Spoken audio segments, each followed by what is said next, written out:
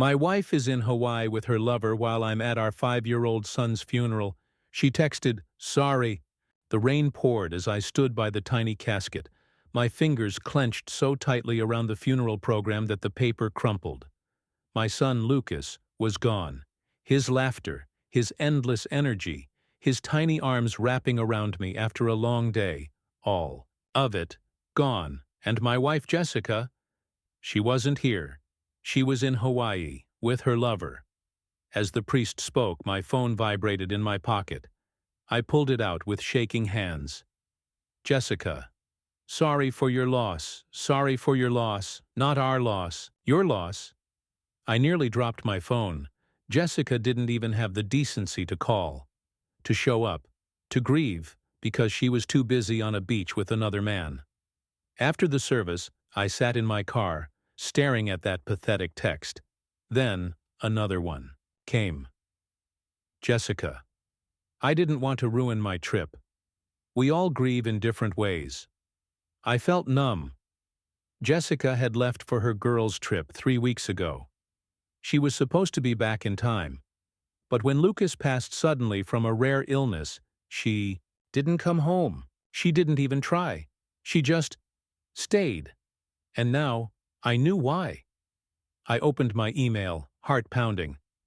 I had hired a private investigator 2 weeks ago, after a gut feeling told me Jessica wasn't just with friends. And there it was. An email from the investigator.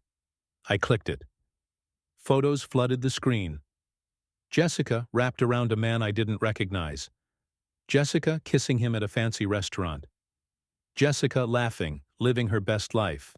While our son was dying in a hospital bed, my stomach churned. She hadn't just abandoned us, she had moved on.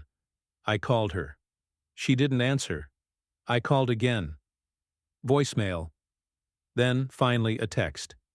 "Jessica, can this wait? I'm really busy." Busy. I clenched. My jaw. Me? I had been picking out a coffin for our child. Her? She was busy. That was it. That was the moment something inside me snapped. I called my lawyer. "I want a divorce. And I want full custody." He sighed. "After what she's done, that won't be difficult." I wasn't just divorcing her. I was making sure she would never hurt me or anyone I loved ever again. I gathered every piece of evidence, the photos of her affair, the text messages, the fact that she abandoned her dying son.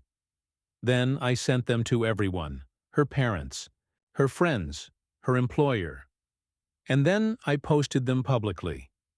The response was immediate. Her parents disowned her. Her friends turned on her, her employer, fired her for breach of moral conduct. And her lover, well, turns out he didn't know. She was married. When he found out, he dumped her on the spot. Jessica's perfect little getaway? Over.